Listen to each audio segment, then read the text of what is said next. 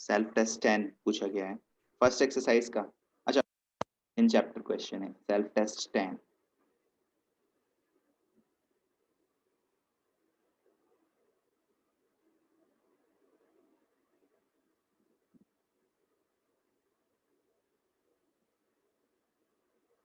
हाँ, तो इसमें क्या प्रॉब्लम है?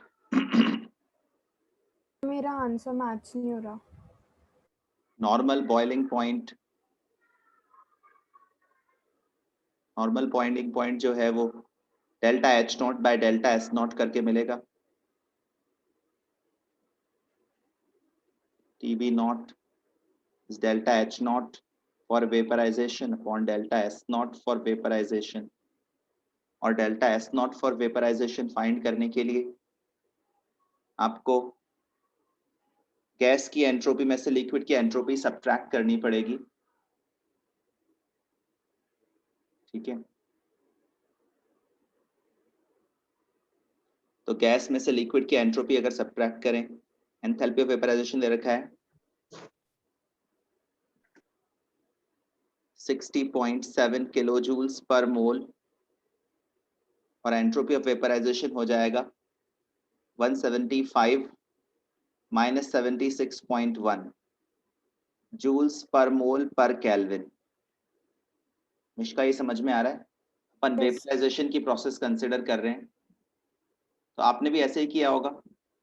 नहीं सर, मैंने आपने क्या मिस्टेक करी? मैंने एंट्रोपी में सिर्फ लिक्विड की एंट्रोपी कंसिडर करी। आपने सब्ट्रैक्ट किया ही नहीं। नहीं। हाँ, तब तो कैसे आएगा आंसर? ठीक है, अब तो कर लोगे ना।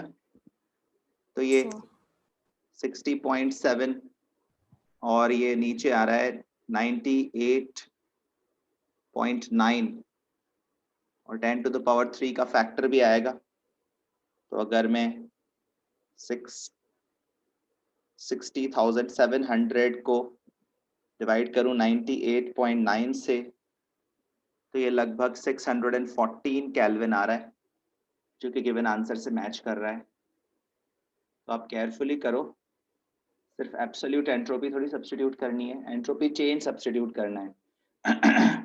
और बोलो। हाँ केशव, बोलो। सर एक्सरसाइज 1 का क्वेश्चन 27। अच्छा, आपने इस चैप्टर के अंदर जो थ्योरी गिवन है वो रीड करी क्या? नोट्स के अलावा थ्योरी भी मैं रीड करनी चाहिए। इस तरह के फ्री एनर्जी वर्सेस कॉम्पोजिशन के ग्राफ्स आपको रीड करने चाहिए। वैसे इनका डिस्कशन अपन ने क्लास में किया था। मैंने बताया था कि जो मिनिमम ऑफ फ्री एनर्जी होता है वो इक्विलिब्रियम को कोरिस्पॉन्ड करता है, और जहां तक गिब्स फ्री एनर्जी डिक्रीज करती रहती है वहां तक डेल्टा जी 0 है, और जब गिब्स फ्री एनर्जी इंक्रीज करने लग जाती है तब डेल्टा जी पॉजिटिव है। डिक्रीज हो रही है तो डेल्टा जी नेगेटिव है। डेल्टा जी नॉट एक फिक्स्ड क्वांटिटी होती है। ऐसे यहाँ पर ये लिक्विड और सॉलिड का ट्रांसफॉर्मेशन दिखाया हुआ है। तो 0 डिग्री सेल्सियस से नीचे सॉलिड की गिब्स फ्री एनर्जी लोअर है, लिक्विड की गिब्स फ्री एनर्जी हायर है, इसलिए 0 डिग्री सेल्सियस से नीचे इस प्रोसेस का डेल्टा जी नेगेटिव है।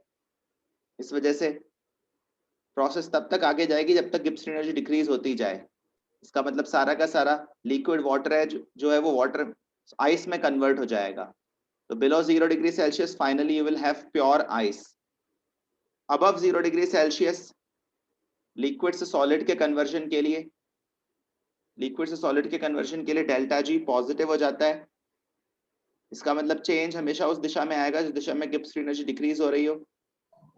इसका मतलब फाइनली अपने पास प्योर लिक्विड वाटर रहेगा, कोई आइस नहीं रहेगी। और 0 डिग्री सेल्सियस पर डेल्टा जी 0 होता है। इसका मतलब अपन कोई सी भी कॉम्पोजिशन लेकर चलें, चेंज किसी भी दिशा में नहीं आएगा, क्योंकि कहीं भी जाने से गिब्स फ्री एनर्जी डिक्रीज नहीं हो रही है। चेंज हमेशा उस दिशा में आता है जिस दिशा में जाने से गिब्स फ्री एनर्जी डिक्रीज हो।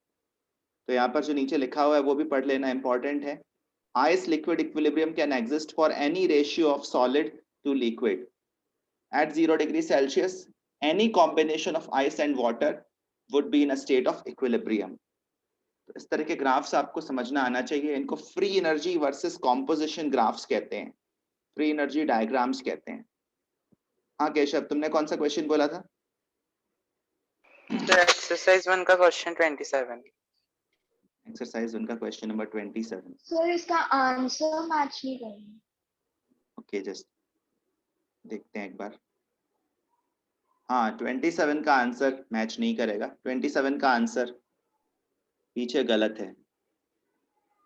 Answer given wrong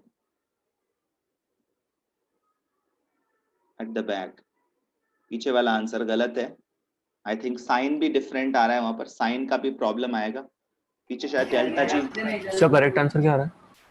delta G negative दे रखा है और इसमें अपना Yes, पॉजिटिव sir. आएगा। ठीक है, तो कर लेना आप अच्छे से। पहले डेल्टा जी नॉट फाइंड करना है आपको।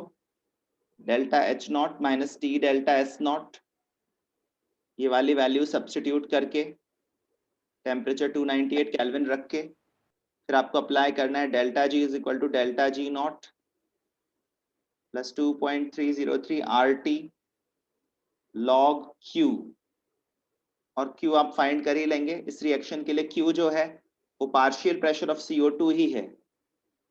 Q partial pressure of CO2 ही होगा ना, तो वहां से सॉल्व हो जाएगा। तो इसका आंसर पीछे रॉन्ग है, आप कर लेना एक बार और बोलो। और सर इसी एक्सरसाइज में क्वेश्चन 37। इसी एक्सरसाइज में यस सर। Question number 37। इसके जैसा एक क्वेश्चन अपन ने क्लास में किया था, हालांकि उसमें नंबर्स इतने डिफिकल्ट नहीं थे। इसमें नंबर्स थोड़े डिफिकल्ट हैं। आपको इक्विलिब्रियम कांस्टेंट दिया हुआ है दो डिफरेंट टेम्परेचर्स पर, और आपको डेल्टा एच नॉट और डेल्टा एस नॉट फाइंड करना है। ठीक है, तो अपन को पता है कि डेल्टा जी नॉट होता है minus R T L N K, which is also equal to delta H naught minus T delta S naught. तो ये वाली इक्वेशन अगर अपन दो बार अप्लाई करें तो शायद सॉल्व कर सकते हैं इस इक्वेशन को।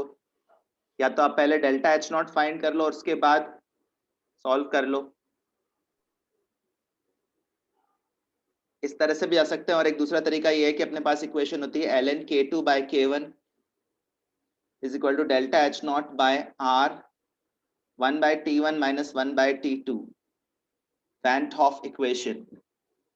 इस इक्वेशन को अप्लाई करके पहले डेल्टा एच नॉट फाइंड कर लें और फिर डेल्टा एच नॉट की वैल्यू ऊपर वाली इक्वेशन में पुट कर दे, तो वहां से डेल्टा एस नॉट आ सकता है। किसी भी सिचुएशन में अपन को कैलकुलेशन तो सिग्निफिकेंट करनी ही पड़ेगी। चलिए इस वाली इक्वेशन से जाता हूं, इसको लॉग में बदला।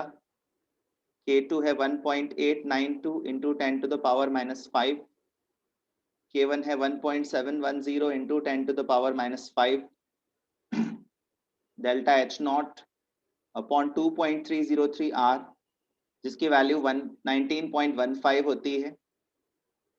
एक टेम्परेचर 293 केल्विन है, दूसरा टेम्परेचर 50 डिग्री सेल्सियस है, तो 323 केल्विन हो गया।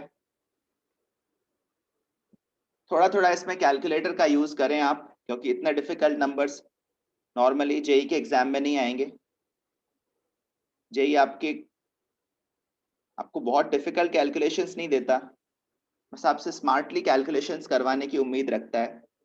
तो लेफ्ट हैंड साइड में रेशियो लेने पर क्वांटिटी 1.11 आ रही है रफली। तो थोड़ा सा आप कैलकुलेटर यूज करें इस क्वेश्चन में। कैलकुलेटर पर डिपेंडेंट नहीं बनना है, पर जहां पर डिफिकल्ट नंबर्स हो वहां पर थोड़ा थोड़ा यूज करना है, और जहां पर नहीं हो वहां पर अपने आप सॉल्व करना है। ठीक है ना, जैसे 1.11 के लिए सपोज मैं कैलकुलेटर यूज ना करूं तो इसको मैं 11.1 बाय 10 लिख सकता हूं। log 11.1 माइनस log 10 ऐसे लिख लो। ठीक है,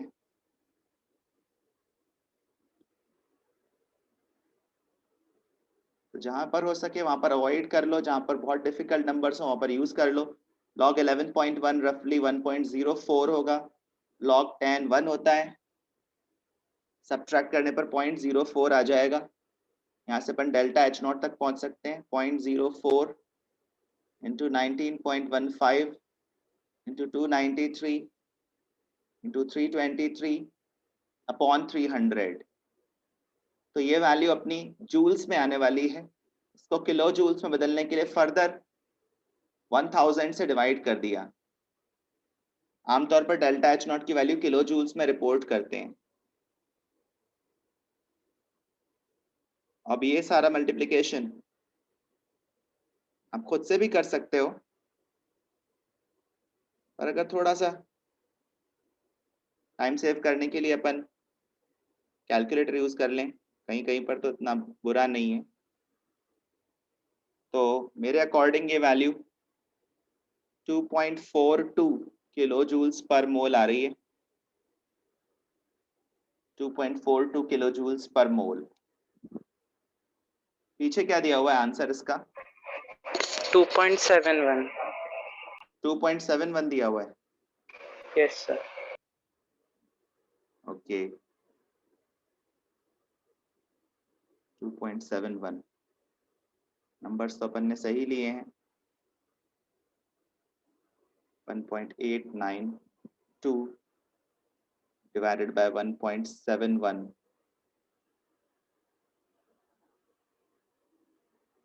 ठीक है, तो ज्यादा अलग नहीं आ रहा है। अगर ये 1.04 की जगह 1.05 ले लें तो फर्क पड़ जाएगा, थोड़ा सा डिफरेंस है। लॉग कैलकुलेशन के कारण ही ये डिफरेंस आ रहा होगा मोस्ट प्रोबेबली। ठीक है, उसके बाद डेल्टा एस नॉट फाइंड कर सकते हैं। ये डेल्टा एच नॉट की वैल्यू इस वाली इक्वेशन में पुट कर देंगे।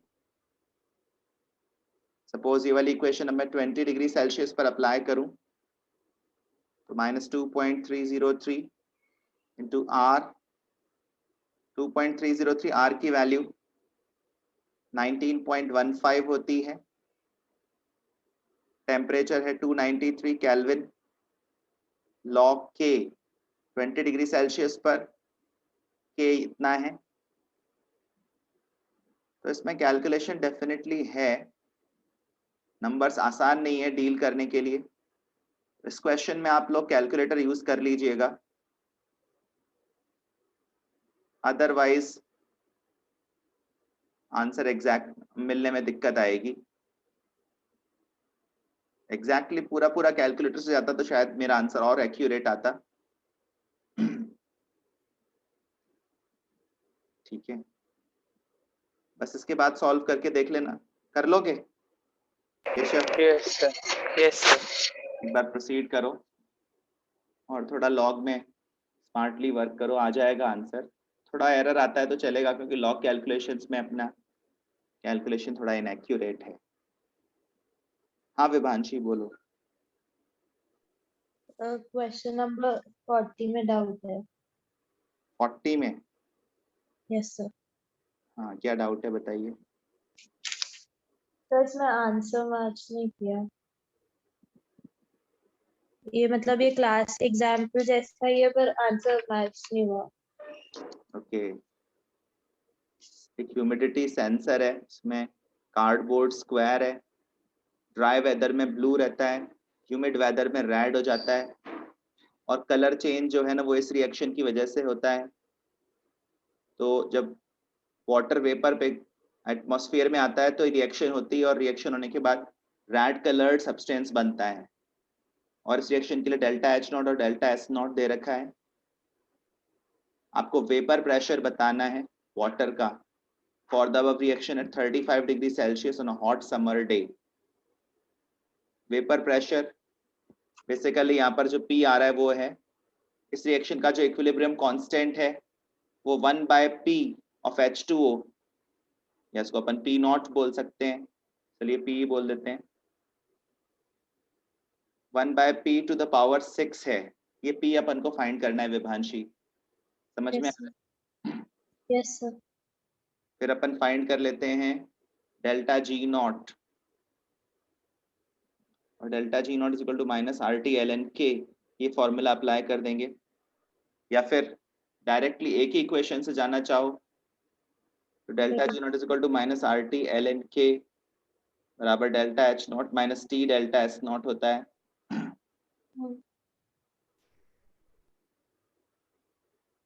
कैलकुलेशन तो इन एनी केस करनी पड़ेगी। डेल्टा एच नॉट की वैल्यू -352 किलो जूल्स, टेम्परेचर है 35 degree Celsius which is 308, delta S naught है 899 विद अ नेगेटिव साइन। इसको भी किलो जूल्स में बदलूं तो 1000 से डिवाइड कर दूंगा तो ये right hand side kilo joules में आ गई। लेफ्ट हैंड साइड में 2.303 आर की वैल्यू 19.15 लिख देते हैं। टेम्परेचर 308 केल्विन है, इसको भी 1000 से डिवाइड करूं तो लॉग हो जाएगा, सॉरी किलो जूल्स में हो जाएगा और ये लॉग के। ठीक है, यस सर। ऐसे ही किया था आपने भी। Yes sir. और के को जब मैं पुट कर दूंगा 1/p⁶ तो वो -6 बाहर आ जाएगा। कुल मिलाकर ये 6 बाहर आ जाएगा और माइनस का साइन रिमूव हो जाएगा, अगर आप सोच पा रहे हो तो। Yes sir. 0.308 रह जाएगा 1000 से डिवाइड करने के बाद, अंदर रह जाएगा log p -352 और 308 इंटू 0.899 तो ये 277 हो रहा है लगभग।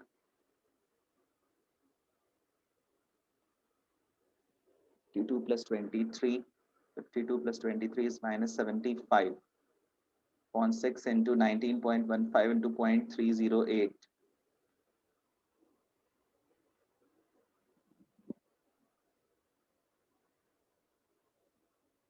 कैलकुलेशन इसमें जहाँ पर ज़्यादा डिफिकल्ट है वहाँ पर आप थोड़ा कैलकुलेटर यूज़ करो, अदरवाइज आप परेशान हो जाओगे। तो यहाँ पर ये वैल्यू 2.12 आ रही है मेरी कैलकुलेशन में 2.12।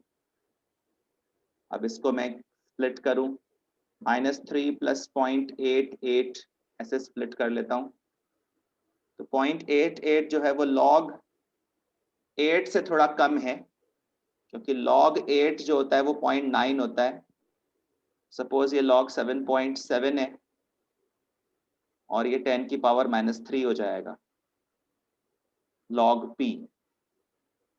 तो p की वैल्यू ये हो गई 7.7 इंटू 10 to the power -3 बार के अकॉर्डिंग। कि mmHg में मान रहा है, mmHg में वैल्यू डिमांड कर रहा है तो इसी वैल्यू को मैं 760 से मल्टीप्लाई कर दूंगा। कितने मिलीमीटर्स ऑफ मरकरी होते हैं 1 एटमॉस्फेयर में?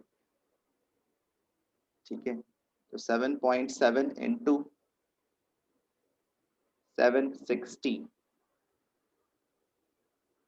तो ये लगभग 5.85 mmHg आ रहा है according to my calculation which is having slight approximations। देखो पीछे क्या आंसर दिया हुआ है, तो पीछे इसका आंसर नहीं है। इसका आंसर ही पीछे नहीं है। ओके, और किसी ने कैलकुलेट किया इसको? किसी और ने करा? केशव इसका 5.25 आ रहा था। 40th क्वेश्चन का आंसर ही पीछे नहीं है, बट आई थिंक मेरी कैलकुलेशन सही है और अप्रोक्सीमेटली इतना आंसर आ रहा है तो ठीक है, आप एक्सेप्टेबल है। 5.8, 5.7, 5. सर मेरा 5.96 आ रहा है इसमें। आपने ऐसे ही किया था? Yes sir. हाँ तो ठीक है, थोड़ा थोड़ा डिफरेंट है तो चलेगा, बहुत ज़्यादा डिफरेंट नहीं होना चाहिए। 5.8, 5.9 ये एक्सेप्टेबल वैल्यूज हैं। ठीक है, विभांशी Yes, समझ में आ sir. रहा है? Yes, sir. और बोलिए।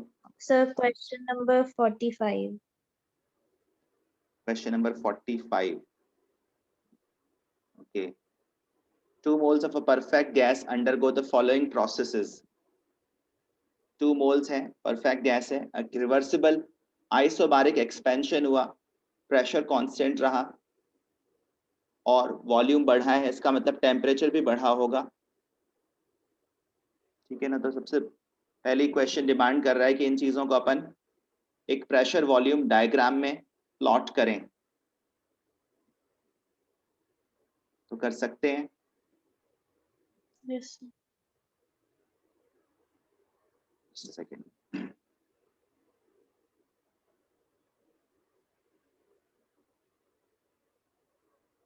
साइड में प्लॉट करता हूँ।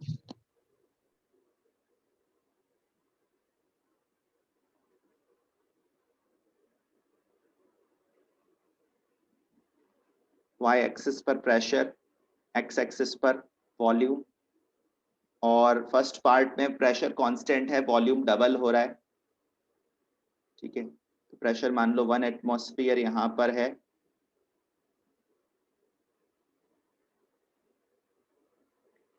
ये वाला पॉइंट 20 लीटर्स के कोरिस्पॉन्डिंग है, फिर वॉल्यूम डबल हो रहा है, 40 लीटर्स तक जा रहा है, प्रेशर कांस्टेंट रहा इस पूरे दौरान। उसके बाद सेकेंड पार्ट में बोल रहा है reversible isochoric change, volume constant रखा 40 लीटर्स और प्रेशर डिक्रीज कर दिया, हाफ कर दिया। इस बार वॉल्यूम कांस्टेंट है, प्रेशर डिक्रीज हो रहा है, प्रेशर हाफ पर आ रहा है 0.5 एटमॉस्फेयर। और थर्ड पार्ट में आइसोथर्मल कंप्रेशन है, आइसोथर्मल कंप्रेशन है जिसमें अपन ओरिजिनल स्टेट पर वापस पहुंच रहे हैं। तो आइसोथर्मल कंप्रेशन में इस तरह का एक हाइपरबोलिक पाथ फॉलो होगा। तो फर्स्ट स्टेप, ए वाला स्टेप ये है, बी वाला स्टेप ये है और सी वाला स्टेप ये है, सी वाला प्रोसेस। ठीक है, तो सबसे पहले क्वेश्चन की डिमांड यही है कि अपन प्रेशर वॉल्यूम ग्राफ पर इन चीज़ों को ड्रॉ करें। उसके बाद टोटल वर्क और total heat change involved in the above processes find करें। तो टोटल वर्क फाइंड करने के लिए अपन को एनक्लोज्ड एरिया फाइंड करना पड़ेगा। क्लॉकवाइज प्रोसेस है तो work done by the system positive है, पर क्वेश्चन ने अपन को सिर्फ वर्क पूछा है, वर्क बताओ। इसका मतलब अपन केमिस्ट्री के साइन कन्वेंशन से जाएंगे, ठीक है ना, और यहाँ पर नेगेटिव वैल्यू रिपोर्ट करेंगे। क्लॉकवाइज प्रोसेस में ध्यान रहे, क्लॉकवाइज प्रोसेस में work done by the system positive होता है तो work done on the system negative हो जाएगा। तो ये एनक्लोज्ड एरिया कैसे फाइंड करेंगे? अगर मैं टोटल एरिया फाइंड कर लूं और फिर आइसोकोरिक या ऐसे करूं कि तीनों स्टेप्स का एरिया अलग का वर्क अलग अलग फाइंड कर लूं तो भी क्वेश्चन हो जाएगा। तीनों स्टेप्स का वर्क अलग अलग फाइंड कर लूं तो भी क्वेश्चन सॉल्व हो जाएगा। तो फर्स्ट प्रोसेस जो ए है, WA plus WB plus WC, तीनों का वर्क सेपरेटली ऐड कर लेते हैं। ए के लिए प्रेशर 1 एटमॉस्फेयर है, वॉल्यूम में चेंज 20 लीटर्स है। बी वाले में वॉल्यूम चेंज हो ही नहीं रहा है, आइसोकोरिक प्रोसेस है तो वर्क डन 0 हो जाएगा। और सी के अंदर आइसोथर्मल प्रोसेस है, आइसोथर्मल कॉन्ट्रैक्शन है तो वर्क डन का फॉर्मूला होगा -nRT ln V final by V initial। V final है 20 लीटर्स, V initial है 40 लीटर्स, तो ये -20 लीटर एटमॉस्फेयर आ गया। और nRT को अपन लिख सकते हैं PV, nRT को PV लिख सकते हैं, चाहे तो PI VI लिख लो या फिर PF VF लिख लो। तो ये PF VF का पॉइंट है और ये PI VI का पॉइंट है, कहीं से भी फाइंड करो तो वो 20 आ रहा है, 20 लीटर एटमॉस्फेयर। और अंदर बच रहा है ln2, ठीक है ना। पीछे आंसर क्या जूल्स में दिया हुआ है या लीटर एटमॉस्फेयर में ही दिया हुआ है? Litre atmosphere. लीटर एटमॉस्फेयर में ही दिया हुआ है, तो फिर ऐसे ही रिपोर्ट कर सकते हैं सीधे सीधे।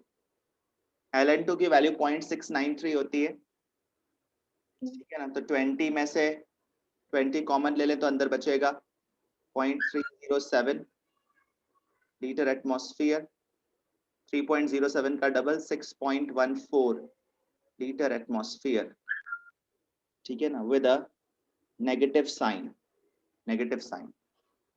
क्या यही दिया हुआ आंसर? Yes, sir. और डेल्टा यू 0 होगा साइक्लिक प्रोसेस के लिए, डेल्टा यू 0 होता है, और केमिस्ट्री में अपन इक्वेशन लिखते हैं delta U equal to Q plus W. तो डब्ल्यू अगर -6.14 लीटर एटमॉस्फेयर है तो क्यू हो जाएगा प्लस 6.14 लीटर एटमॉस्फेयर। ऐसे क्वेश्चंस तो आई थिंक कर सकते हैं, सिमिलर क्वेश्चंस आपने फिजिक्स में किए भी होंगे। This question is So, more about physics, calculation में स्टेट कर देती हूँ।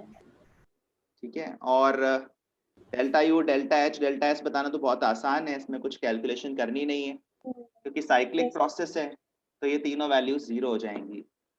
Yes, sir. और बोलिए।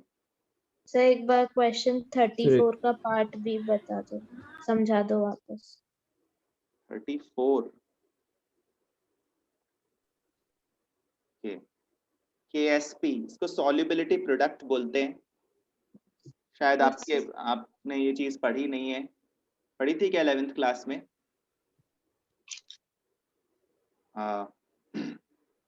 पता नहीं पढ़ी कि नहीं आप लोगों ने, वैसे लेक्चर्स तो अपलोड हुए थे, जो लोग ऑनलाइन पढ़ रहे थे उन्होंने शायद पढ़ी हो, आधे लोग सॉरी पढ़ी। केएसपी तो KSP का मतलब होता है सॉल्युबिलिटी प्रोडक्ट, और ये इस तरह के सॉलिड्स के लिए डिफाइंड होता है, स्पैरिंगली सॉल्युबल आयनिक कंपाउंड्स के लिए। जब इनका पानी में डिसोल्यूशन होता है तो अनडिसॉल्व्ड सॉलिड और डिसॉल्व्ड आयंस के बीच में एक इक्विलिब्रियम एस्टैब्लिश हो जाता है, जहां पर रेट ऑफ डिसोल्यूशन और रेट ऑफ प्रेसिपिटेशन बराबर हो जाते हैं, और इस तरह का इक्विलिब्रियम एस्टैब्लिश हो जाता है। इस तरह के इक्विलिब्रियम के लिए ही जो इक्विलिब्रियम कांस्टेंट डिफाइन होता है उसको सॉल्युबिलिटी प्रोडक्ट बोलते हैं, जो कि Pb2 plus into Cl minus का स्क्वायर होगा, ठीक है ना। इस तरह से इसका एक्सप्रेशन डिफाइन होगा। अब अच्छा, आपको KSP दे रखा है, मतलब इस रिएक्शन का इक्विलिब्रियम कांस्टेंट दे रखा है, तो क्या आप इस रिएक्शन के लिए डेल्टा G नॉट फाइंड कर लोगे? Yes sir. Delta G not is -2.303 RT log K, और अगर डेल्टा G नॉट मान लो पॉजिटिव आता है, डेल्टा G नॉट अगर पॉजिटिव आता है, इसका मतलब ये होगा कि ये process under standard state conditions non spontaneous है। ये वाली process under standard state conditions कैसी मानी जाएगी? नॉन स्पॉन्टेनियस, अगर ये साइन पॉजिटिव आता है। और स्टैंडर्ड स्टेट कंडीशंस में आयंस की कॉन्सेंट्रेशन 1 मोलर होती है। स्टैंडर्ड स्टेट कंडीशंस में आयंस की कॉन्सेंट्रेशन क्या होती है? 1 मोलर। तो यही बात क्वेश्चन नेक्स्ट स्टेटमेंट में बोल रहा है, is it possible to prepare a solution that has lead ions and chloride ions each at standard state concentration? क्या एक ऐसा सॉल्यूशन बनाना संभव है जिसमें दोनों की कॉन्सेंट्रेशन स्टैंडर्ड स्टेट वैल्यूज पर हो? तो अगर डेल्टा G नॉट पॉजिटिव आएगा तो हम बोलेंगे कि ऐसा करना पॉसिबल नहीं है, और अगर नेगेटिव आएगा तो बोलेंगे कि ऐसा करना पॉसिबल है। वैसे तो क्वेश्चन देख के ही मुझे पता चल रहा है कि डेल्टा G नॉट पॉजिटिव आने वाला है, क्योंकि K की वैल्यू 1 से छोटी है। याद करो, जब K की वैल्यू 1 से छोटी होती है तो डेल्टा G नॉट पॉजिटिव होता है। इस तरह की बातें डिस्कस हुई थी। या K की वैल्यू 1 से बड़ी होती है तो डेल्टा G नॉट नेगेटिव होता है। डेफिनेटली यहाँ पर डेल्टा G नॉट पॉजिटिव आएगा, और सेकेंड वाला जो क्वेश्चन है उसका आंसर हो जाएगा no, it is not possible to prepare a solution having standard state concentrations. ठीक है? Yes sir. और लोग पूछ लो। सर एक्सरसाइज 2 का 31 एक्सरसाइज 2 में 31 सर, ये सी वाला ऑप्शन कैसे करेक्ट है ये बता दो। मल्टीपल में है सर, ओके नोट तो सी करिए। वाला कैसे करेक्ट है ये उसमें? Or an ideal gas, consider only pressure volume work in going from state X to state Y, sorry final state Z. सिर्फ pressure volume work हो रहा है ऐसा मानिए। The final state Z can be reached by either of the two paths, या तो X से Y से Z जाते हुए, या फिर डायरेक्टली X से Z जाते हुए। ठीक है ना? तो अपन चाहे किसी भी पाथ से जाएं, डेल्टा S तो सेम ही रहेगा, x से z जाएं या फिर पहले x से y जाए फिर y से z जाएं, डेल्टा s तो सेम रहेगा। तो फर्स्ट पार्ट तो हो गया करेक्ट, यस सर, ये तो आ गया समझ। ठीक है ना। तो सी अब वाला कैसे? x से y से z जाने का जो टोटल वर्क डन है वो x से y जाने के वर्क डन के बराबर है। तो कैसे? तो वो कांस्टेंट वॉल्यूम पे क्योंकि इसलिए यहाँ पर देखो, ये x से y से z का जब वर्क डन कंसिडर करोगे तो दो चीजें हैं, दो पाथ्स उसमें शामिल हो रही हैं, पहले x से y जाना और फिर y से z जाना, ठीक है ना। इसमें वॉल्यूम कांस्टेंट है आगे से। तो y टू z वाले में तो वॉल्यूम कांस्टेंट है तो वर्क होगा Yes, नहीं, sir. तो सिर्फ x टू y में ही वर्क होगा। x से y से z जाने का वर्क और x से y जाने का वर्क बराबर ही है क्योंकि y टू z कोई वर्क हुआ ही नहीं है। आ रही है बात समझ में? Yes, sir. ठीक है। बी वाला पार्ट सही नहीं होगा, वर्क इस तरह का स्टेट फंक्शन नहीं है, एंट्रोपी चेंज एक स्टेट फंक्शन है। और डी पार्ट भी करेक्ट। डी पार्ट के बारे में सोचें तो x से y से z जब गए तो पहले पार्ट में वॉल्यूम इंक्रीज हुआ, दूसरे पार्ट में प्रेशर डिक्रीज हो रहा है तो टेम्परेचर डिक्रीज हो रहा होगा, तो एंट्रोपी चेंज तो हो ही रही है, तो ये वाला पार्ट भी सही नहीं है। इसका आंसर ए एंड सी हो जाएगा, ठीक है। और बोलिए आदित्य, बोलो। तो फर्स्ट एक्सरसाइज का 19 का आंसर मैच नहीं हो रहा। फर्स्ट का हाँ just a second.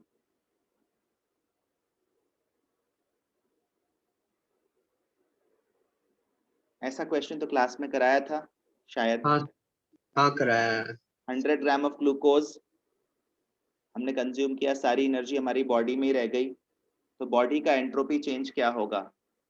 हाँ ओके, तो 100 ग्राम ग्लूकोज पर कितनी हीट रिलीज होगी पहले तो ये फाइंड कर लेते हैं, और वो हीट हमारे बॉडी में गई है तो बॉडी का एंट्रोपी चेंज हो जाएगा।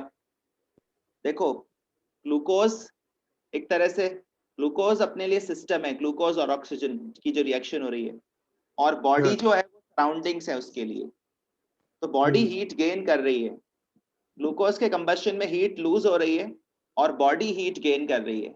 इस बात को समझ रहे हो ना? हाँ सर। तो पहले तो 100 ग्राम्स ग्लूकोज में मोल्स होते हैं 100/180, तो हीट रिलीज होगी 100/180 टाइम्स 2808 किलो जूल्स, इतनी हीट रिलीज हुई है यस सर। और ये हीट बॉडी ने एब्जॉर्ब करी है, तो ये 5/9 टाइम्स 2808 है, इतनी हीट बॉडी ने एब्जॉर्ब करी है, ठीक है। और बॉडी के एंट्रोपी में जो चेंज आएगा वो heat absorbed divided by temperature आएगा। तो बॉडी को भी अपन एक हीट रिजर्वायर की तरह मान रहे हैं, बॉडी थोड़ा बहुत हीट गेन करेगी तो उसका टेम्परेचर चेंज नहीं होगा, टेम्परेचर 37 डिग्री सेल्सियस पे मेंटेन रहेगा। तो 5/9 इंटू 2808, टेम्परेचर को केल्विन में बदलना पड़ेगा, ठीक है ना। तो ये किलो जूल्स है, जूल्स में लाना चाहो तो 1000 से फर्दर मल्टीप्लाई कर देना, और नहीं लाना चाहो तो रहने दो, किलो जूल्स पर केल्विन में आ जाएगा। आपने भी ऐसे ही किया था? हाँ सर, बस पीछे 5.03 और मेरा 5.05 आ रहा था। इतना तो चलेगा यार, इतने में कोई प्रॉब्लम नहीं है, ये तो कैलकुलेशन का इस थोड़ा सा एरर हो सकता है, इससे क्यों परेशान हो रहे हो? इतना तो है, इतना तो है, रूम फॉर एरर रखते हैं अपन, कोई दिक्कत नहीं है, इतने क्लोज ऑप्शंस थोड़ी आएंगे। लगाया। सर इसमें माइनस भी है। हाँ सर, माइनस भी है। What is the change in entropy of your body? All the heat released at heat remains in your body. तो हीट हमारी बॉडी ने एब्जॉर्ब कर ली ना, गेन तो हमारी बॉडी नहीं करी है, तो बॉडी की तो एंट्रोपी बढ़ेगी ना, बॉडी की एंट्रोपी बढ़नी चाहिए हीट एब्जॉर्ब करने पर, एंट्रोपी चेंज पॉजिटिव ही होगा। साइन नेगेटिव दे रखा है तो उसको करेक्ट करना पड़ेगा, साइन तो पॉजिटिव ही होगा, ठीक है ना। ठीक है। साइन को करेक्ट कर लीजिए, और बोलिए। सर एक्सरसाइज 2 का क्वेश्चन 14। Exercise question number 14। इस तरह का क्वेश्चन, इस तरह का डिस्कशन क्लास में होता रहा है। एक हॉट पैनी को कोल्ड वाटर में पॉलीस्टाइरीन फोम कप में अपन ने कोल्ड वाटर भरा हुआ था, उसके अंदर एक गरम सिक्का डाल दिया और ये मान रहे हैं कि बस कप में ही हीट रही, कप से बाहर नहीं गई। तो कप सराउंडिंग्स है और वो कॉइन जो है वो सिस्टम है, कॉइन सिस्टम है और सराउंडिंग्स उसके लिए वो कप है, उसके बाहर हीट नहीं गई, मतलब यूनिवर्स बस इतना ही है क्वेश्चन के पॉइंट ऑफ व्यू से। ये बात समझ में आ रही है? और अगर यूनिवर्स Yes, इतना ही है तो फिर total change in entropy positive होना चाहिए। टोटल चेंज इन एंट्रोपी कैसा होना चाहिए? पॉजिटिव, क्योंकि हीट लॉस स्पॉन्टेनियसली हो रहा है। Heat loss from a hot penny to a cold water is spontaneous. अच्छा, जब पैनी हीट लूज करेगी तो पैनी की एंट्रोपी कम होगी। Change in entropy of the penny is negative. Heat loose करने पर एंट्रोपी कम होती है, हीट गेन करने से बढ़ती है, क्योंकि डेल्टा एस का फॉर्मूला यही है, Q by T, Q reversible by T। तो हीट एब्जॉर्ब से एंट्रोपी चेंज पॉजिटिव आता है और हीट रिलीज से एंट्रोपी चेंज नेगेटिव आता है। तो बताओ किसका एंट्रोपी बढ़ने वाला है? water का। वाटर का एंट्रोपी बढ़ेगा और पैनी की एंट्रोपी कम होगी, लेकिन ओवरऑल यूनिवर्स की एंट्रोपी बढ़नी चाहिए ना, क्योंकि ये प्रोसेस स्पॉन्टेनियस है। तो डेल्टा एस फॉर पैनी जो system plus delta S for water must be positive. इसका मतलब जिसकी बढ़ रही है उसकी एंट्रोपी ज्यादा बढ़नी चाहिए। तो किसकी एंट्रोपी में चेंज का मैग्नीट्यूड ज्यादा है? वाटर के एंट्रोपी चेंज का मैग्नीट्यूड ज्यादा होना चाहिए। ये बात समझ में आ रही है? पैनी के एंट्रोपी चेंज का मैग्नीट्यूड कम होना चाहिए, तभी तो ओवरऑल एंट्रोपी चेंज पॉजिटिव हो पाएगा। नहीं समझ पाए? आगे से समझ में सर, ये ऑप्शन ही नहीं है इसमें। ओके, ऑप्शन नहीं है, पर वर्ड्स में देखो, वर्ड्स में तो ऐसी बात कहीं लिखी हुई है, decrease in entropy of the penny is less than the increase in entropy of the water. Penny की एंट्रोपी में जो डिक्रीमेंट आया है वो कम है, वाटर के एंट्रोपी में जो इंक्रीमेंट आया है वो ज्यादा है। तो यहाँ पर ये जो टाइपिंग मिस्टेक है उसको आप समझ लीजिए, यहाँ पर ग्रेटर का लेस देन का सिंबल आएगा, ठीक है ना? अदरवाइज स्टेटमेंट अगर पढ़े तो सेकंड ऑप्शन समझ में आ रहा है, ठीक है? और बोलो Vaibhav. Sir exercise 1 question 35। Exercise 1 का question number 35। Yes sir. 65 kelvin से ऊपर decarboxylation of acetic acid spontaneous हो जाता है, लॉस ऑफ कार्बन डाइऑक्साइड, ठीक है? ये अपने को स्टैंडर्ड एंथैल्पी ऑफ फॉर्मेशन दिए हुए हैं और आपको स्टैंडर्ड एंट्रोपी चेंज फाइंड करना है इस रिएक्शन का। तो 65 केल्विन से ऊपर जाकर ये प्रोसेस स्पॉन्टेनियस होती है, इसका मतलब 65 केल्विन पर exactly at 65 kelvin delta G not 0 होगा। Sir question 35। ओके 35, 36 तो कर लिया, 35 यस सर। क्वेश्चन तो मैंने क्लास में करवाया हुआ है एग्जैक्टली मेरे ख्याल से एक सर उसका क्वेश्चन आंसर मैच नहीं कर रहा है। क्लास नोट्स पढ़ो जाकर, उसमें ऐसा क्वेश्चन करवाया हुआ है। क्लास नोट्स में देखो, पहले यस सर डेल्टा, करवाया हुआ है। वो बट थोड़ा सा आंसर मैंने मैच नहीं नंबर्स कर को रहा है। सिंप्लीफाई करे थे, थोड़ा सा सिंप्लीफाइड नंबर्स लिए थे मैंने, शायद 99.7 की जगह 100 ले लिया था, अदरवाइज हो तो जाएगा ये भी। आपको जो प्रेशर है वो कौन से यूनिट्स में दिया हुआ है?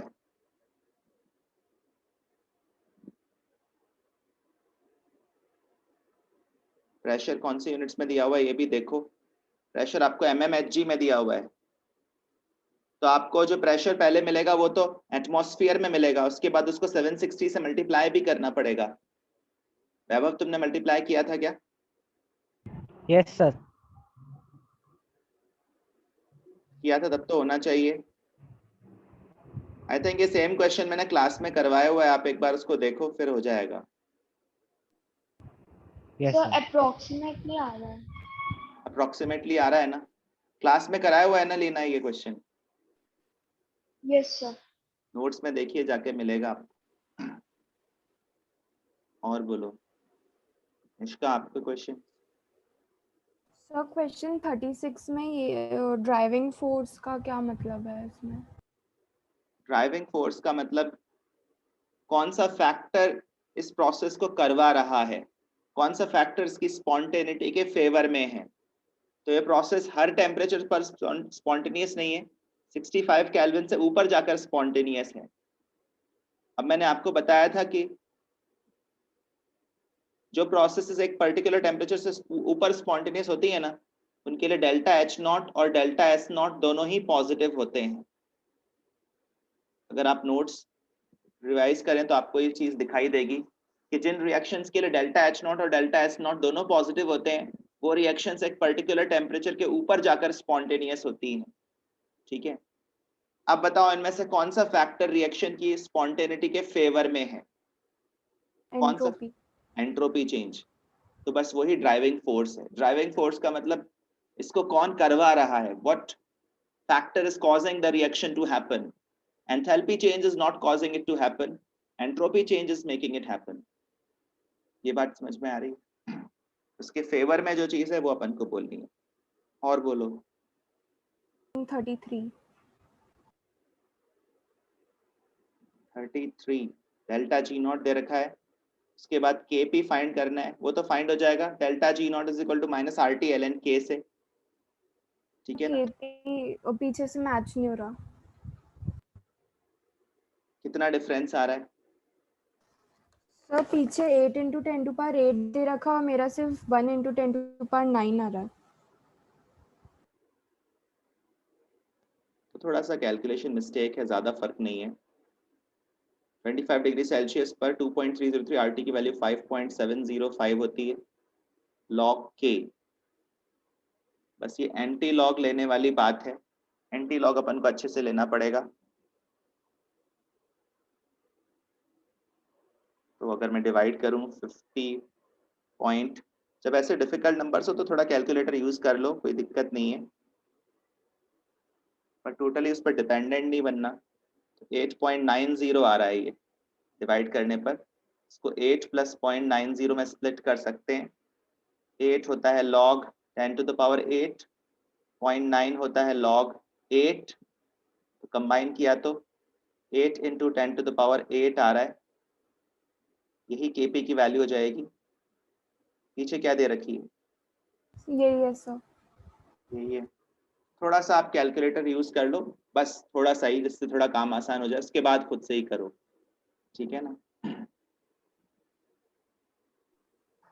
और बोलिए किसी सर के। 38 का बी पार्ट 38 का बी पार्ट, आंसर मैच नहीं रहा। इसमें मैंने स्पेसिफिक हीट तो बता दी थी ना एल्यूमिनियम की, यस सर। 0.9 जूल्स पर ग्राम पर डिग्री सेल्सियस। एंट्रोपी चेंज के लिए यहाँ पर फॉर्मूला बन जाएगा ms ln T final upon T initial. 2.303 बाहर आ जाएगा, मास 1.75 है किलोग्राम्स में, स्पेसिफिक हीट 0.9 है, तो ये कुल मिलाकर किलो जूल्स में आ जाएगा। लॉग T फाइनल है 300, T इनिशियल है, सॉरी T फाइनल है 265, T इनिशियल है 300। 5 से कैंसिल कर दें, 53, 60। ठीक है, तो लॉग कैलकुलेशन है थोड़ी सी। 2.303 into 1.75 to 0.9, फ्रंट वाले नंबर्स तो 3.63 आ रहे हैं।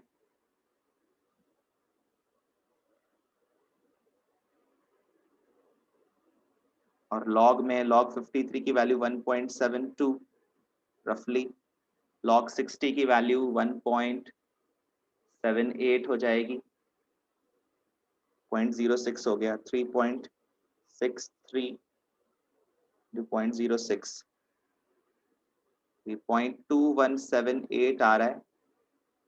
With a negative sign, kilo joules में, और जूल्स में किलो जूल्स पर केल्विन में, और जूल्स में हो जाएगा 217.8 जूल्स पर केल्विन। एक रफ कैलकुलेशन में पीछे क्या दिया हुआ है? -195 जूल पर केल्विन। 195। Yes sir.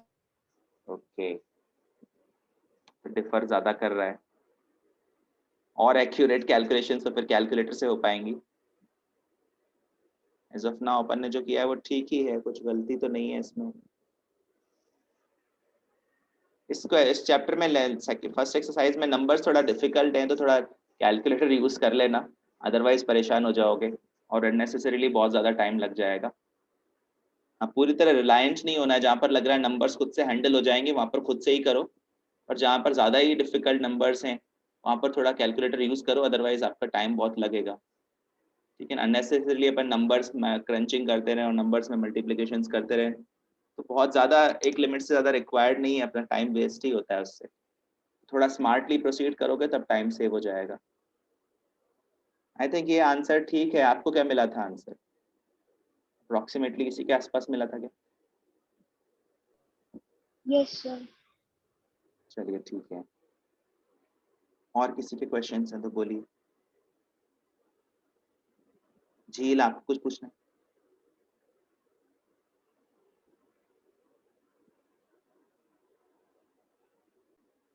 ये जो 43 क्वेश्चन है इसके जैसा क्वेश्चन अपन ने क्लास में वैसे डिस्कस किया हुआ है। अगर आप क्लास नोट्स देखेंगे तो मैंने करा हुआ है ये डिस्कस, इसके 2-3 पार्ट्स तो एटलीस्ट डिस्कस किए हुए हैं। जैसे मैंने फर्स्ट पार्ट डिस्कस किया था reversible melting of ice eight 1 bar and 0 degree Celsius. तो रिवर्सिबल बोलते ही डेल्टा एस टोटल 0 हो जाएगा। रिवर्सिबल प्रोसेस से entropy of the universe change नहीं होता, तो टी तो इसका आंसर होगा ही। इसके अलावा जब आइस मेल्ट होती है और वाटर बनता है तो वाटर का वॉल्यूम कम होता है, आइस के मुकाबले वाटर डेंस होता है। मैंने बताया था वाटर क्योंकि डेंस होता है तो वॉल्यूम कम हो जाएगा। वॉल्यूम कम होने का मतलब कंप्रेशन हो जाएगा। कंप्रेशन कंप्रेशन हुआ है तो बताओ किसने किस पर वर्क किया है? सराउंडिंग्स ने सिस्टम पर वर्क किया है, तो work done by the surroundings positive है, work done by the system negative है, तो इसका आंसर पी नहीं होगा। ठीक है ना, मेल्टिंग की प्रोसेस में आंसर पी नहीं होगा। डेल्टा एच इसका पॉजिटिव है, मेल्टिंग की प्रोसेस एंडोथर्मिक होती है तो आंसर क्यू भी नहीं होगा। डेल्टा यू भी इसका प्रोसेस पॉजिटिव है, इंटरनल एनर्जी बढ़ती है मेल्टिंग के दौरान, तो आर भी आंसर नहीं होगा।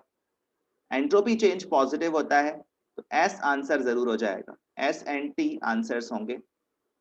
ऐसे ही बी के लिए देखें, रिवर्सिबल वर्ड देखते ही टी तो आंसर होगा ही, entropy of the universe change नहीं होगा। एडियाबेटिक का मतलब delta S of the system 0 होगा। एडियाबेटिक प्रोसेस में एंड हीट ट्रांसफर होता ही नहीं है। एडियाबेटिक प्रोसेस में हीट ट्रांसफर नहीं होता सिस्टम और सराउंडिंग के बीच में। वॉल्स एडियाबेटिक हैं, ध्यान रहे वॉल्स एडियाबेटिक है, यहाँ पर ऐसा माना जाएगा। अगर वॉल्स एडियाबेटिक हैं तो चाहे कैसे भी प्रोसेस कराओ, रिवर्सिबली या इरिवर्सिबली हीट ट्रांसफर होगा ही नहीं, तो Q 0 है।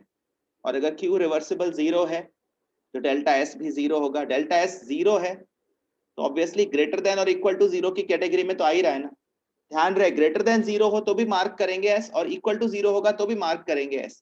तो S ऑप्शन यहाँ पर भी मार्क होगा, तो बी के कोरिस्पॉन्डिंग T भी सही है, S भी सही है। अच्छा, एक्सपेंशन हो रहा है, work done by the system positive है, तो P भी सही है।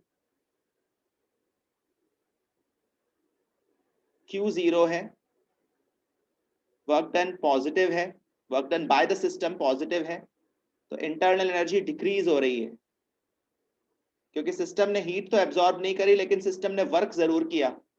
अगर सिस्टम वर्क करेगा तो सिस्टम की इंटरनल एनर्जी कम हो जाएगी, और इंटरनल एनर्जी कम हो गई तो एंथैल्पी भी कम होगी, क्योंकि आइडियल गैस के लिए डेल्टा यू का फॉर्मूला होता है NCV डेल्टा टी, और डेल्टा एच का फॉर्मूला होता है NCP डेल्टा टी। तो अगर NCV डेल्टा टी नेगेटिव है तो NCP डेल्टा टी भी नेगेटिव ही होगा, क्योंकि डेल्टा टी नेगेटिव है इस वजह से। ये बात समझ में आ रही है? तो डेल्टा यू और डेल्टा एच दोनों नेगेटिव हैं, इसका मतलब क्यू ऑप्शन भी मार्क हो जाएगा। तो इसका answer T S P Q ये सब हो जाएंगे। तो इस तरह से ये अच्छा क्वेश्चन है, अगर आप अच्छे खुद से थॉट लगाओगे तो ज्यादा बेटर रहेगा। और इस तरह का क्वेश्चन मैंने क्लास में एक डिस्कस भी किया था। Reversible isothermal expansion of a perfect gas, reversible देखते ही तो डेल्टा एस टोटल 0 हो जाएगा, टी तो आंसर होगा ही। आइसोथर्मल देखते ही डेल्टा यू 0 हो जाएगा, तो आर भी आंसर होगा। और डेल्टा एच भी 0 हो जाएगा, तो क्यू भी आंसर होगा। ठीक है, और एक्सपेंशन हो रहा है तो work done by the system positive होगा, तो पी भी आंसर होगा। एक्सपेंशन में सिस्टम ही वर्क करता है, और एक्सपेंशन में एंट्रोपी बढ़ती है, तो एस भी आंसर होगा। तो इसके लिए P Q R S T सभी मार्क हो जाएंगे। और अगर डी देखें, adiabatic expansion of a perfect gas into vacuum, तो ये एक्चुअली वो प्रोसेस है जो मैंने स्पॉन्टेनियस प्रोसेसेस डिस्कस करते समय सबसे पहले एग्जांपल में कंसीडर की थी। अगर आप क्लास अटेंड कर रहे थे तो आपको याद आएगा, एक बल्ब से दूसरे बल्ब में गैस फ्लो कर रही थी, याद है आपको? तो इसको एडियाबेटिक इसलिए बोल रहे हैं क्योंकि प्रोसेस बहुत फास्ट हुई थी और हीट ट्रांसफर हो नहीं पाया था। वॉल्स एडियाबेटिक नहीं है, ध्यान रहे, प्रोसेस एडियाबेटिक है। क्योंकि वैक्यूम के अगेंस्ट जब एक्सपेंशन होता है तो हीट ट्रांसफर करने का समय नहीं मिलता है, तो ये प्रोसेस स्पॉन्टेनियस होती है, तो इसमें entropy of the universe increase होता है। तो यहाँ पर टी मार्क नहीं करेंगे। वैक्यूम के अगेंस्ट वर्क नहीं होता तो पी भी मार्क नहीं करेंगे, ना तो पी आंसर है ना टी आंसर है।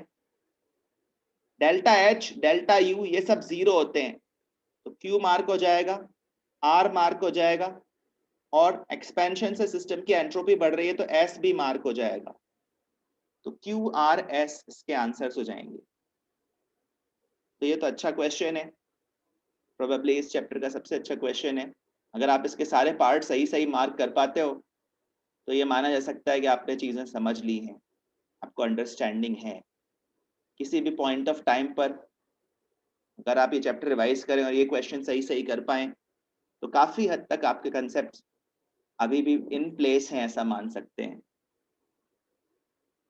कोई प्रॉब्लम है तो बोलो। क्वेश्चन नंबर 19 में देखो, पहले ए टू सी मूव करे तो एंट्रोपी चेंज 50 है, 50 एंट्रोपी यूनिट्स। फिर सी टू डी मूव करे तो 30 है। फिर बी टू डी का दिया हुआ है, जबकि अपन डी टू बी आ रहे हैं, ठीक है ना? तो डी टू बी आएंगे तो एंट्रोपी चेंज -20 हो जाएगा। डी टू बी आने का -20 हो जाएगा क्योंकि बी टू डी जाने का 20 है। अब ए टू बी का पूछ रहा है कितना होगा, ए टू बी का। तो उसका जवाब ये है कि ए से बी डायरेक्टली जाएं या इस तरह से घूमते हुए जाएं, एंट्रोपी चेंज तो सेम ही आना है। तो delta S for A to B हो जाएगा 50 + 30 - 20 entropy units, which is 60 entropy units. ठीक है ना? तो इसका आंसर थर्ड ऑप्शन हो जाएगा। क्या प्रॉब्लम आई थी इसमें? साइन नहीं दिखा था? सर मैं नेगेटिव की जगह पॉजिटिव ले लिया था। हाँ, तो इन सब चीज़ों का ध्यान रखो। अपन जब एग्जाम क्वेश्चन सॉल्व करेंगे तब अपन जितना केयरफुल रहेंगे उतना ही अपन को क्लास में और घर पे भी रहना है। वो एक आदत होती है केयरफुल रहने की। वो आदत अगर आप घर पे नहीं बनाओगे, एक्सरसाइज शीट सॉल्व करते समय नहीं बनाओगे, तो फिर वो एग्जाम में भी नहीं बनेगी। बहुत केयरफुली देखो चीज़ों को, आपकी नज़र तेज होनी चाहिए। ऐसी छोटी छोटी चीज़ें आपकी नज़रों से अगर बच के निकल जाएंगी तब तो गलतियां हो ही जाएंगी। यहाँ पर डी टू बी एरो बना रखा है और वहाँ ऊपर बी टू डी दे रखा है, तो ये चीज़ें अपने अटेंशन से बचनी नहीं चाहिए। एक्सरसाइज 2 का 11th question, freezing of liquid ethanol. बात हो रही है फ्रीजिंग की प्रोसेस की। तो लिक्विड से सॉलिड में जा रहे हैं। फ्रीजिंग की प्रोसेस एक पर्टिकुलर टेम्परेचर के नीचे जाकर स्पॉन्टेनियस होती है। फ्रीजिंग की प्रोसेस में आप देख सकते हैं एंट्रोपी चेंज नेगेटिव होगा, लिक्विड से सॉलिड जा रहे हैं तो एंट्रोपी चेंज नेगेटिव होगा, ठीक है ना? और फ्रीजिंग की प्रोसेस एक एक्सोथर्मिक प्रोसेस भी होती है, डेल्टा एच भी नेगेटिव होगा, ठीक है ना? Melting is endothermic and freezing is exothermic, reverse process exothermic है। तो जब दोनों के साइन नेगेटिव होते हैं तो प्रोसेस एक पर्टिकुलर टेम्परेचर के नीचे स्पॉन्टेनियस होती है। डेल्टा एच दोनों के साइन पॉजिटिव होते हैं तो प्रोसेस एक पर्टिकुलर टेम्परेचर के ऊपर स्पॉन्टेनियस होती है। तो फ्रीजिंग शब्द सुनते ही अपन को ये भी सीधे सीधे माइंड में आ सकता है, एग्जाम में अगर क्वेश्चन आया है तो आपको इतना सब सोचने की जरूरत ही नहीं है। फ्रीजिंग एक पर्टिकुलर टेम्परेचर के नीचे स्पॉन्टेनियस होती है, बस इतना याद रखो। और जो प्रोसेस एक पर्टिकुलर टेम्परेचर के नीचे स्पॉन्टेनियस होती है उसके लिए डेल्टा एच दोनों का साइन नेगेटिव होगा। जो प्रोसेस एक पर्टिकुलर टेम्परेचर के ऊपर जाकर स्पॉन्टेनियस होती है उसके लिए डेल्टा एच दोनों का साइन पॉजिटिव होगा। इस तरह की बातें आपको मन में बिठानी चाहिए, तो आपका थोड़ा थोड़ा टाइम सेव होता है, और थोड़ा टाइम भी सेव होता है तो एग्जाम में मैटर करता है, ध्यान रहे। ठीक है, चलिए तो फिर आज तो इतना ही रखते हैं अपन। नेक्स्ट डिस्कशन अपन केमिकल काइनेटिक्स पर करेंगे, और तब अगर इस चैप्टर के कोई पेंडिंग क्वेश्चंस हो आप पूछ लीजिएगा, but that would be more about chemical kinetics. तो केमिकल काइनेटिक्स के क्वेश्चंस अब आप करो, आप अपने लेवल पर भी जज कर सकते हो कितने क्वेश्चंस करने हैं। ध्यान रहे खूब सारे क्वेश्चंस हैं, और अगर आप टाइमली नहीं करोगे तो फिर वो छूटेंगे ही छूटेंगे। क्वेश्चंस कम नहीं है, ध्यान रहे। तो आप फर्स्ट एक्सरसाइज में क्वेश्चन नंबर 42 तक जितने भी हो सकते हैं वो करो, 1 से लेकर 42 तक। थर्ड एक्सरसाइज स्पेशली चैलेंजिंग है तो उसमें सीधे मत भिड़ जाना, पहले चैप्टर पूरा अच्छे से हो जाए, फर्स्ट और सेकंड एक्सरसाइजेस अटेम्प्ट हो जाए, तभी थर्ड में जाना। थर्ड एक्सरसाइज का एक एक क्वेश्चन डिफिकल्ट है, ध्यान रहे, नॉट इजी टू सॉल्व। तो उसको अपन थोड़ा थोड़ा स्लॉट्स देते हुए सॉल्व करेंगे। एक दिन में 1 घंटा दिया, 3-4 क्वेश्चन 5 क्वेश्चन किए, फिर अगले दिन किए। अगर सारे क्वेश्चन एक दिन करने बैठोगे तो एक्यूरेसी उतनी नहीं मेंटेन होगी और हो सकता है पूरा दिन चला जाए। तो थर्ड एक्सरसाइज को आप थोड़ा थोड़ा टुकड़ों में करिएगा, बाकी फर्स्ट और सेकंड अपन को फ्लो में करने ही करने हैं। ठीक है ना, कोशिश करना है कि चैप्टर के साथ साथ ही होते जाएं और चैप्टर खत्म होने के 2-3 दिन के अंदर कंप्लीट हो जाएं।